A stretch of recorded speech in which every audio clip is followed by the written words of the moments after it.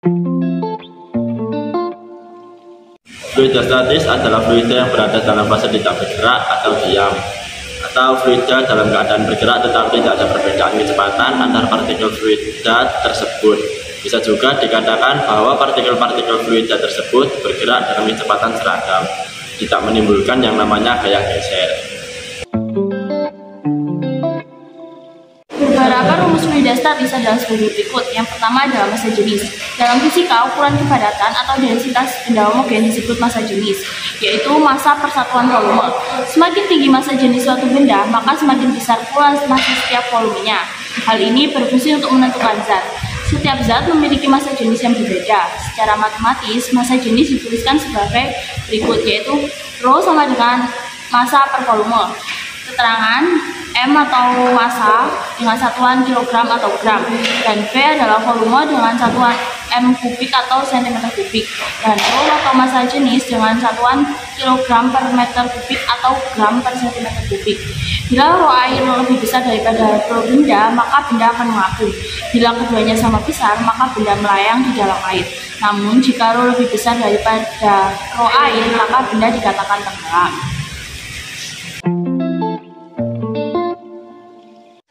Hidrostatis adalah tekanan zat cair yang disebabkan oleh berat zat cair itu sendiri. Tekanan hidrostatis dirumuskan sebagai berikut. pH sama dengan Rho kali G kali H. pH adalah tekanan hidrostatis dengan satuan pH.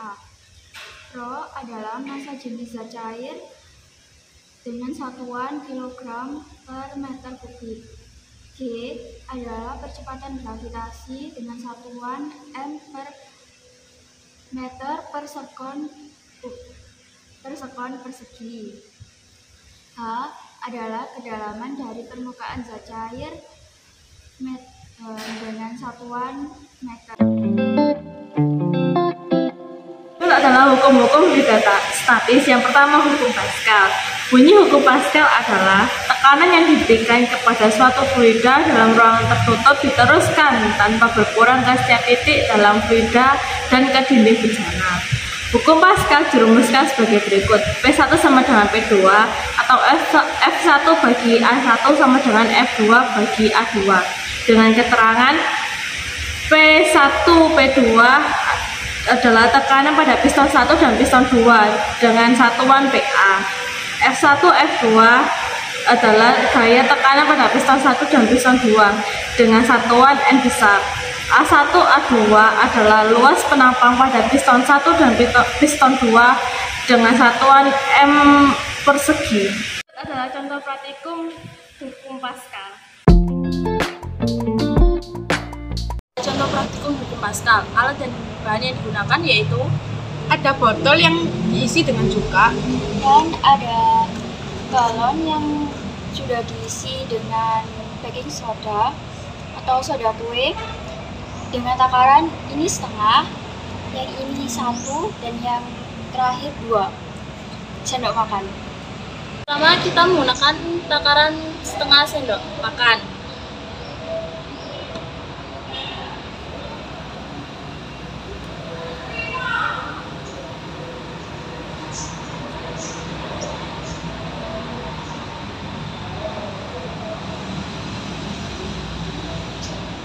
Dan yang dihasilkan dari setengah sendok makan adalah seperti ini.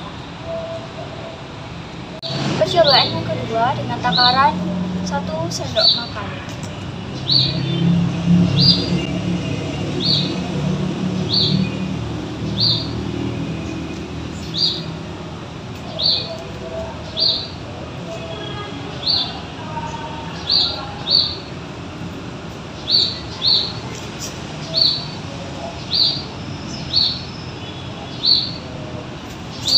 Adalah hasil dari percobaan dengan 1 sendok makan baking soda. akhir menggunakan 2 takaran sendok makan.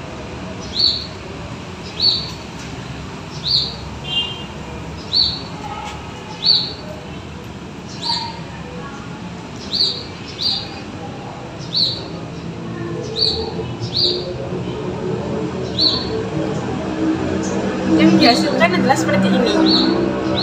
dapat diambil dari praktikum buku Pascal, yaitu baking soda mampu menekan zat cair yaitu asam cuka, sehingga asam cuka tersebut dapat meneruskan tekanan ke segala arah pada botol. Sehingga balon dapat mengembang dengan sendirinya. Selain itu, adanya baking soda yang merupakan suatu zat basa dicampur dengan cuka yang sifatnya asam akan menghasilkan karbon dioksida sehingga dapat meniup balon teman-teman. Berikut adalah contoh praktikum dari hukum Archimedes. Bahan-bahannya adalah sendok, yang pertama ada sendok, garam, gelas plastik, air, dan telur. Bahan yang pertama yaitu ada air biasa dan telur. Kita masukkan telur ke dalam air. Telur tersebut tenggelam dikarenakan massa jenis telur lebih besar daripada massa jenis air. Untuk percobaan kedua yaitu menuangkan 4 sendok garam ke dalam air.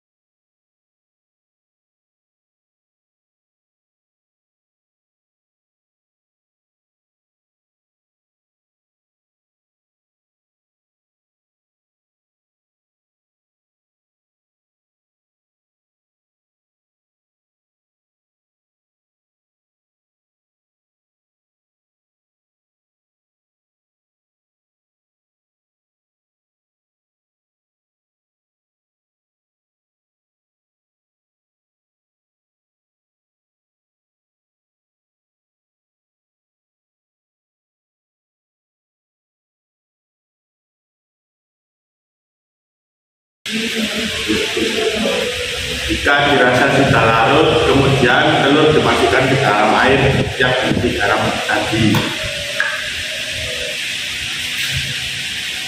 Kesimpulannya, di sini telur dapat mengambang karena air melarutkan banyak garam sehingga massa jenis air lebih besar daripada massa jenis telur.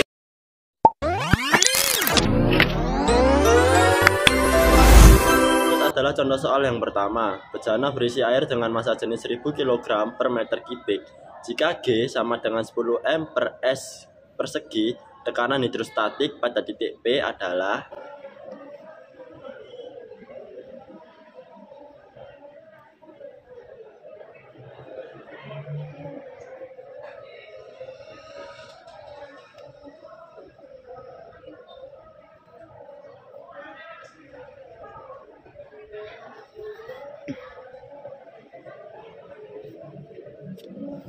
Berikut adalah pembahasan soal tersebut. ketahui Pro sama dengan 1000 kg per meter kubik, G sama dengan 10 meter per S persegi. H1 yaitu dari ujung bejana ini hingga ke sini itu menghasilkan 20 cm. 20 cm dijadikan meter menjadi 0,2, sedangkan H2-nya yaitu 10 cm dijadikan meter menjadi 0,1 meter. Ditanya tekanan hidrostatik pada titik P. pH sama dengan Pro dikali G dikali H. pH sama dengan 1000 kg per meter kubik dikali 10 meter per S persegi dikali 0,2 meter. H1 dikurangi H2 yaitu 0,1 meter. pH sama dengan 1000 kg per meter kubik dikali 10 meter per S persegi dikali 0,1 meter. pH sama dengan 1000 N per M persegi sama dengan 1 dikali 10 kubik N per M persegi. Titik A dan B berada di dalam air. Kedalaman titik A dan B dari permukaan air masing-masing 10 cm dan 40 cm. Perbandingan tekanan hidrostatis titik A dan B adalah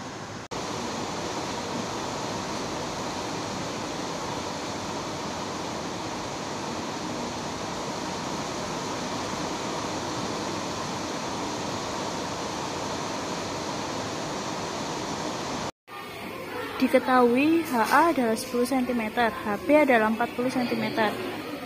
Ditanya PA banding PB adalah, jawabannya PA banding PB sama dengan rho G HA banding rho G HB.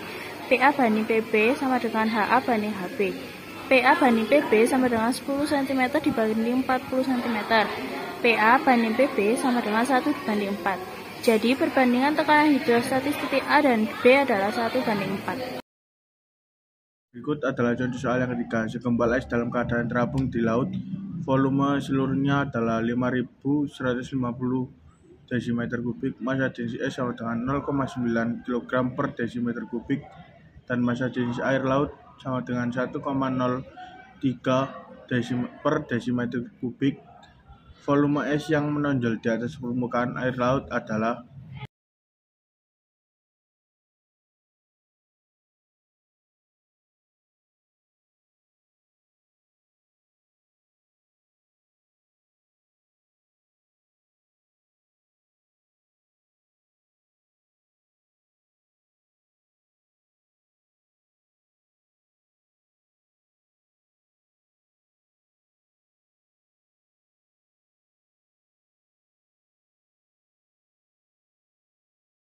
Berikut adalah pembahasan dari contoh soal yang ketiga.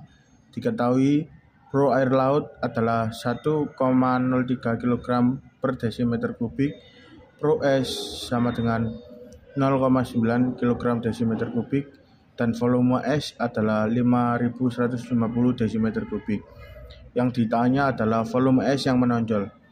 Untuk menjawab soal ini menggunakan rumus rho air laut dikali volume yang tercelup sama dengan rho es dikali volume es, yang dimana rho air laut tadi adalah 1,03 kg per desimeter kubik dikali V tercelup, karena V tercelup tidak diketahui, sama dengan rho es yaitu 0,9 kg desimeter kubik dikali volume es yaitu 5.150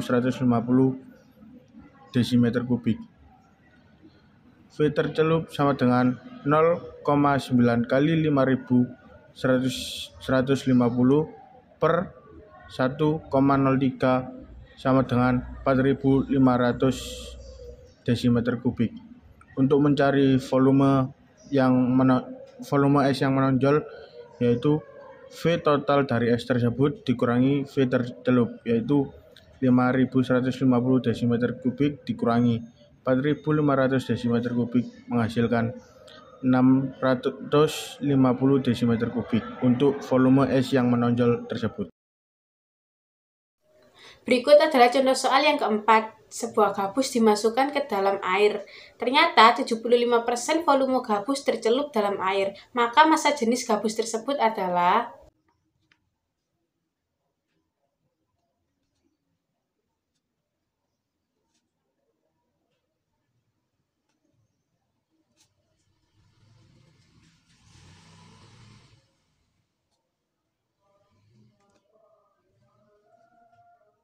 Ini adalah pembahasan contoh soal yang keempat. Diketahui rho air sama dengan 1 gram per cm kubik. Volume tercelup sama dengan 0,75. Ditanya massa jenis gabus. Cara mencari massa jenis gabus adalah rho air dikali volume tercelup sama dengan rho gabus dikali volume gabus. Jadi, 1 gram cm kubik dikali 0,75 V gabus sama dengan rho gabus dikali V gabus. Jadi, rho gabus adalah 0,75 gram cm kubik. Sebuah balok kayu yang volumenya 10⁻⁴ meter kubik muncul 0,6 bagian ketika dimasukkan ke dalam air yang mempunyai massa jenis 10⁻³ km per meter kubik. Jika G sama dengan 10 meter per sekon persegi, maka besar gaya ke atas yang dialami benda adalah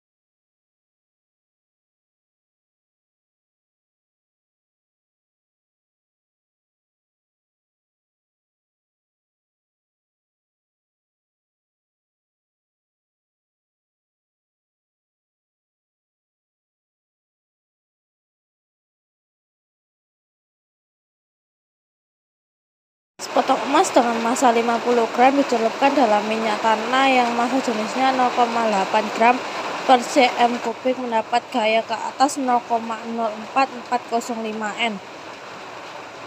Jika gravitasinya 9,8 M per S kuadrat, maka massa jenis emas tersebut adalah diketahui Fa sama dengan 0,04405 N, massanya 50 gram, karena yang diminta adalah kilo, jadinya 0,05.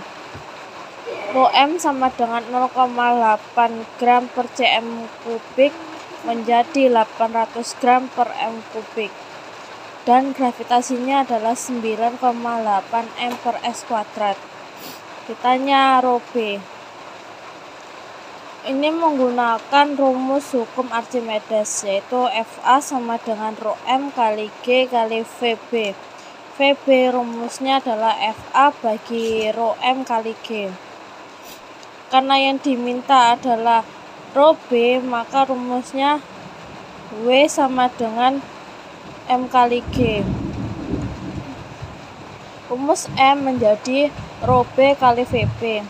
Jadinya W sama dengan Rho B kali Vb kali G. W sama dengan Vb sama dengan Fa bagi Rho M kali G kali G. Kenapa ini bisa jadi Fa bagi Rho M kali G? Karena ini tadi Vb sama dengan Fa bagi Rho M kali G.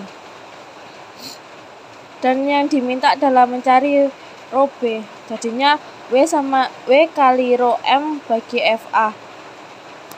0,05 kali gravitasinya yaitu 9,8 kali 800 hasilnya 392 dibagi 0,04405. Hasilnya 8,898 kg per meter kubik. Dan dibulatkan menjadi 8,900 kilo per m kubik. Ini adalah hasilnya. Sekian dari kelompok kami. Mohon maaf bila ada salah kata dan perbuatan. Assalamualaikum warahmatullahi wabarakatuh.